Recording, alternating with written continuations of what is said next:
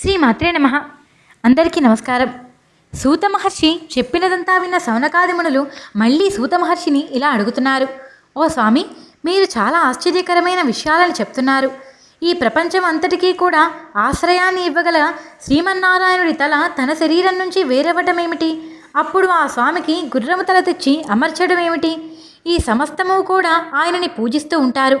దేవతలు అలాగే మానవులు అందరూ కూడా శ్రీమన్నారాయణుణ్ణి ఎంతో భక్తిగా ధ్యానిస్తారు. వేదములు కూడా ఆ స్వామిని నిత్యం స్తుతిస్తూనే ఉంటాయి. అటువంటప్పుడు ఆయనకి తన శరీరం నుంచి ఇలా తరవేరవటానికి కారణం ఏమిటి? ఆదిదేవుడైన శ్రీభగన్నారాయణుడికి ఇటువంటి గతి ఎందుకు కలిగింది? ఇది దైవలీలే కదా. దీనికి కారణమేమిటో దయచేసి పూర్తిగా చెప్పమని వారు కోరుకున్నారు.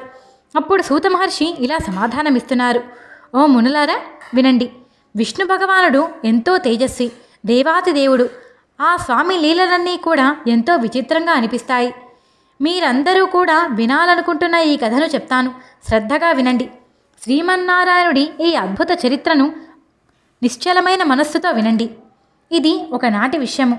సనాతనుడైన పరమప్రభు అయిన భగవంతుడు శ్రీహరి ఒకసారి 10,000 సంవత్సరముల వరకు ఘోరమైన యుద్ధం చేశారు. ఆ తర్వాత ఆయన అక్కడి నుంచి వచ్చేశారు. వైకుంఠాన్ని చేరుకున్నారు. అక్కడ పద్మాసనం మీద కూర్చున్నారు. తన ధనస్సుని చేతిలోకి తీసుకున్నారు. తన ధనస్సుకి కట్టి ఉన్న అల్లెతాడు మీద తన తలను వంచారు. ఆయన బాగా అలసిపోయి ఉండటం వలన అలాగే యోగనిద్రలోకి వెళ్ళిపోయారు.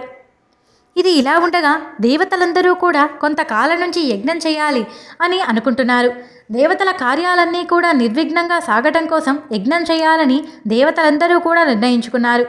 అలాగే దేవతలందరితో పాటు బ్రహ్మదేవుడు, శంకరుడు కూడా శ్రీమన్నారాయణుని దర్శించుకోవటానికి వీరంతా కలిపి వైకుంఠాన్ని చేరుకున్నారు. కానీ అక్కడ శ్రీమన్నారాయణుడు కనిపించలేదు.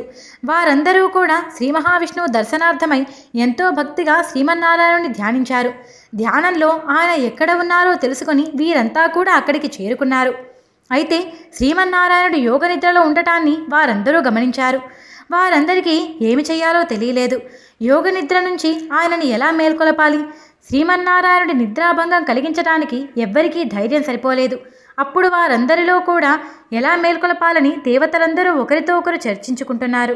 అదే సమయంలో పరమేశ్వరుడు వారందరితో కూడా ఇలా అంటున్నారు. పరమేశ్వరుడు వారందరితో ఏం చెప్పారు? తర్వాత ఏం జరిగింది? ఆయన ఎలా మేల్కొన్నారు? ఇవన్నీ తెలుసుకోవాలంటే వచ్చే కథ వినండి. ఈ కథ ఇక్కడితో సంపూర్ణం. మిగతా విషయాలని తెలుసుకోవాలంటే వచ్చే కథ వినండి.